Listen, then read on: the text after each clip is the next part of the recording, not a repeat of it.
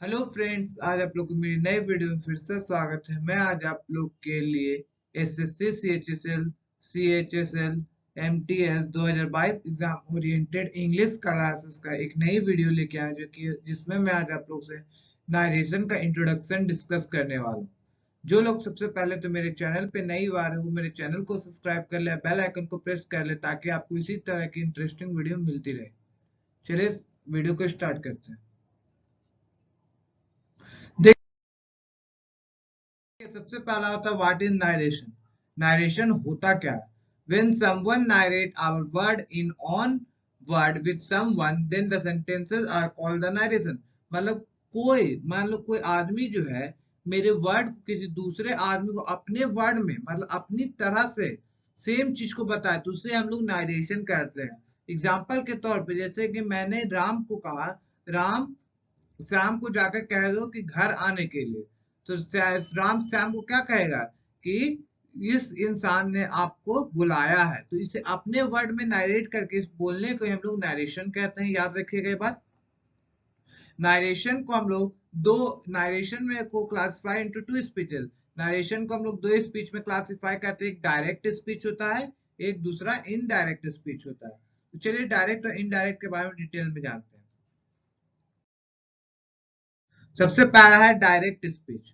Indirect speech, when we express someone word in your own word it is called indirect speech. मतलब किसी भी दूसरे के word को हम लोग अपने वर्ड में किसी दूसरे को कहने को ही उस स्पीच को हम लोग इनडायरेक्ट स्पीच कहते हैं। मतलब अपने शब्दों में किसी दूसरे को एक्सप्लेन करना किसी दूसरे की बातों को, तो उसे हम लोग इनडायरेक्ट स्पीच कहते हैं। याद रखिएगा बात। और when we express someone word as it is called the direct speech. जब हम किसी दूसरे किसी की बातों को डिट्टो जैसा उसने कहा वैसा हम किसी तीसरे आदमी को उसे ही बोल देते हैं तो उसको हम लोग डायरेक्ट स्पीच कहते हैं। याद रखिएगा। जैसे कि देखिए एग्जाम्पल में यहाँ पे क्या दिया हुआ, he said to me I write a letter. उसने मुझे कहा कि मैं एक पत्र लिखता हूं। तो इसने क्या डायरेक्ट स्पीच हो गया, डायरेक्ट स्पीच। और इसका इनडायरेक्ट स्पीच क्या होगा, he told me he wrote a letter. ये किस तरह चेंज हुआ है मैं आपको आगे डिस्कस करने वाला हूं। सबसे पहले देखिए डायरेक्ट और इनडायरेक्ट स्पीच हम लोग पहचानेंगे कैसे, ये जानते हैं।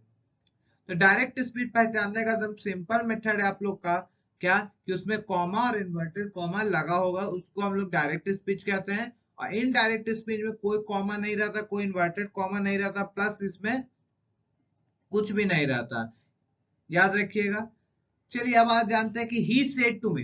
ये इसमें जो मतलब कॉमा के बाहर वाला जो सेंटेंस है ना वो मेरा क्या कहलाता है, मेरा रिपोर्टिंग वर्ब कहलाता है। याद रखिए। और इन्वर्टेड कॉमा के अंदर वाले सेंटेंसेस को हम लोग रिपोर्टेड स्पीच बोलते हैं। याद रखिए ये बात आप लोग का मोस्ट इंपॉर्टेंट है कि इन्वर्टेड कॉमा के बाहर वाले सेंटेंसेस को हम लोग रिपोर्टिंग वर्ब बोलते हैं और इन्वर्टेड कॉमा के अंदर वाले सेंटेंसेस को हम लोग रिपोर्टेड स्पीच बोलते हैं। चलिए आगे देखते हैं।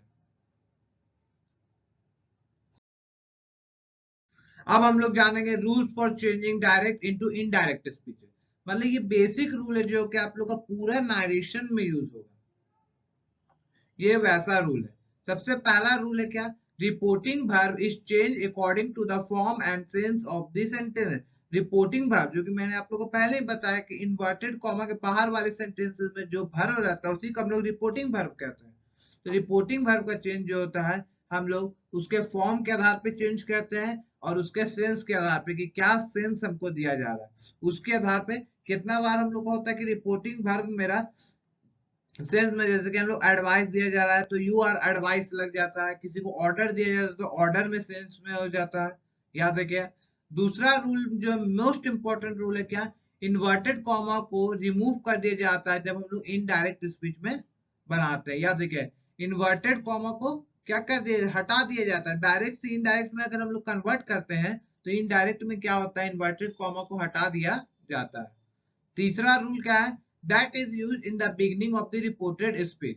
दैट का यूज हम लोग करते हैं किसमें, beginning of the reported speech में। रिपोर्टेड स्पीच के अगर रिपोर्टेड स्पीच को अगर इनडायरेक्ट स्पीच में हम लोग को चेंज करना रहता है तो उसके बिगनिंग में हम लोग दैट का प्रयोग करते हैं। याद रखिएगा। verb of reported speech change according to the form and sense of the sentence. verb जो reported speech में जो मेरा verb आता है, जैसे कि पिछला एग्जांपल में क्या था, I write a letter, तो write क्या है, verb, तो उसका जो चेंज होता है वो मेरा किस फॉर्म में है verb, उसके आधार पे चेंज किया जाता है, नहीं तो सेंस के आधार पे चेंज किया जाता है, ये जो कि मैं आपको आगे बताने वाला हूँ। चलिए आगे देखते हैं। आगे हम लोग का क्या, person of the reported speeches are change. Person में हम लोग का रिपोर्टेड स्पीच का चेंज होता है, आई बी यू दे, ये आप लोग का चेंज होता है किसके आधार पे, रिपोर्टेड स्पीच के जो है चेंज होता है। ये जो कि आप लोग का डिस्कस करें, बेसिक फंडा है आप लोग का, याद रखिएगा। Word showing time and places are change, जो वर्ड हमको टाइम को शो करता है या प्लेस को चेंज करता है उसको हम लोग चेंज कर देते हैं, उसको इनडायरेक्ट स्पीच में चेंज करते टाइम हम लोग इसको भी चेंज कर देते हैं। जैसे कि डायरेक्ट स्पीच में अगर वर्ड मेरा यस्टरडे यूज होता है, तो इनडायरेक्ट स्पीच में हम लोग क्या यूज करते हैं, द प्रीवियस डे, याद रखिएगा। उसी तरह टुडे अगर यूज हुआ तो दैट डे का उपयोग करते हैं, हियर ये उपयोग हुआ तो यहाँ देयर का उपयोग करते हैं। इसी तरह आप लोग का होता है आज की वीडियो इन। आज कल हम लोग डिस्कस करने वाले हैं असर्टिव सेंटेंसेस को किस तरह डायरेक्ट से इनडायरेक्ट स्पीच में बदलने वाले, उसके पूरे रूल्स के बारे में हम लोग कल डिस्कस करेंगे। इसी के साथ आज की वीडियो एंड होती है। जिस किसी को वीडियो अच्छा लगा मेरे चैनल को सब्सक्राइब कर ले और बेल आइकन को प्रेस करना ना भूले। धन्यवाद।